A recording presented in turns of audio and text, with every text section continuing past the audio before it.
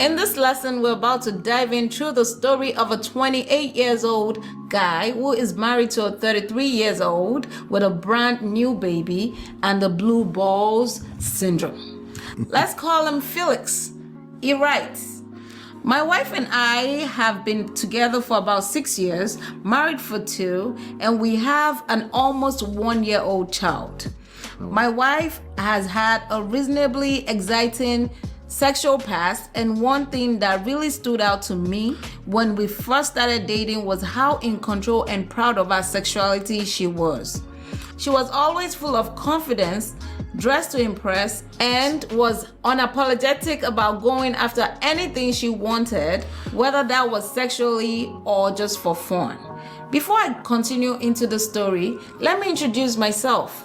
My name is Lola, and I am the co-author of the book Get My Marriage Back with My Husband Ola, which you can download for free at www.getmymarriageback.com. You will also see an opportunity to book a free 30 minutes coaching session with us.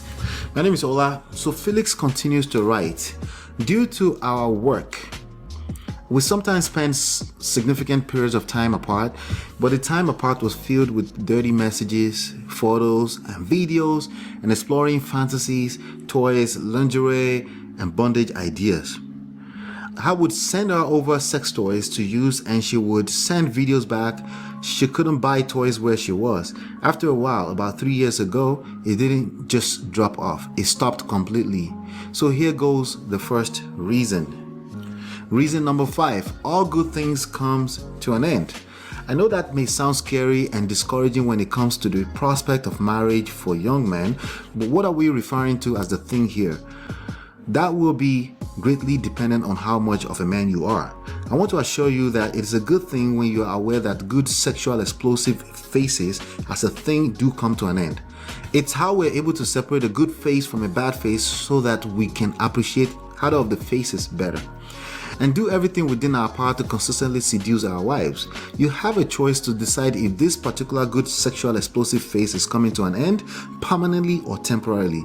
Let's continue to read. It continues, "We're married almost 2 years ago, and the only decent period of somewhat routine sex since then was when we were trying to have a child.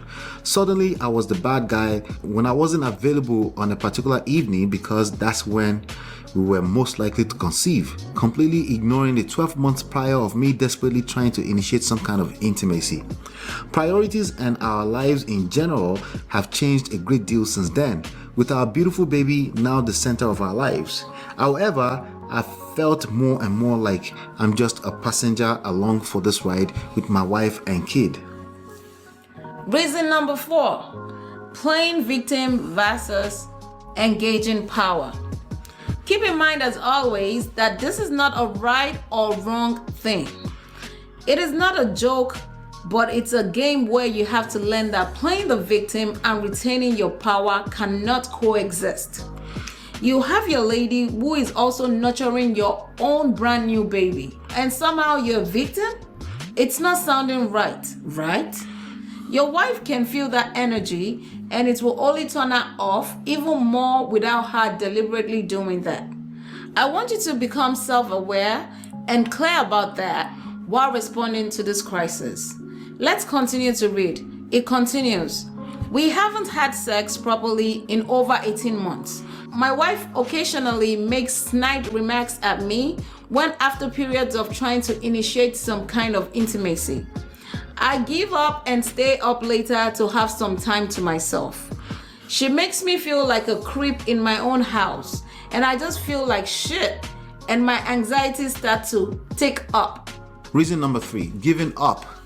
By your own words, you give up while attempting to initiate sex. You can at least agree that there is nothing sexy about giving up, and more especially the vibes and energy that accompanies that, right?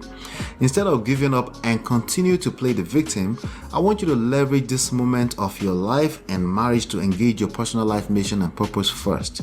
This may be something about your ambitions, career, or some charity work that makes you feel fulfilled as a person. It will leave you little to no room to keep feeling sorry for yourself while you are simultaneously giving your relationship some breathing room. Now, I want you to keep initiating sex, but by practicing 3 steps forward and 2 steps backward. There's nothing sexier than a man whose wife feels safe enough to say, "Not today, babe," while still trusting that he will be confident enough to initiate at some point. That will even leave her some sense of obligation at the back of her mind, and she may initiate before the next time you initiate. If she doesn't, you decided to make that a non-big deal, engaging and retaining your masculine core and power, and try later. She will naturally overcompensate for your patience later in the form of hot sex when she is ready to receive you back to back. In this next lesson, I will review how this works in detail, so be sure to like and subscribe for your best chances of getting notified when that video goes live. Let's continue to read. He continues, "We've tried to slowly reinitiate things, particularly when I'm away from work. We've tried to send a few exciting spontaneous messages here and there.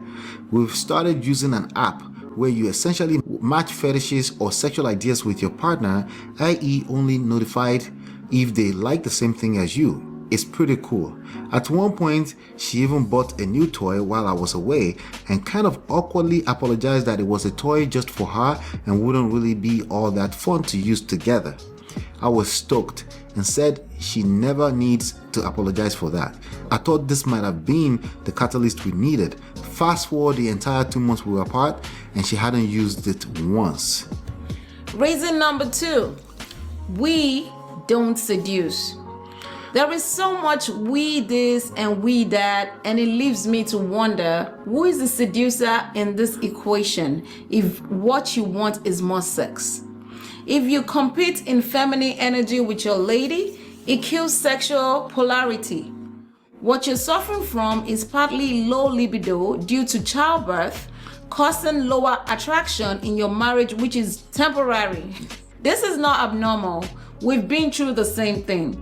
It's a process to get out of the limbo, but it can be a faster process when you engage your seduction power, which starts way before the bedroom. Seduce more, initiate less, and watch better sex come back into your marriage. Let's continue to read. It continues. Occasionally, we eventually have a really difficult but healthy conversation about our sex life, and we walk away feeling great for it, but nothing really changes. For the past 12 months or so, we go through a bit of a regular cycle. I try to initiate things at a pretty low level to rekindle a bit of excitement. It gets shut down over a period of 2 to 3 weeks, and my anxiety slowly escalates. I ruminate on the past fortnight and the past 2 years and get frustrated.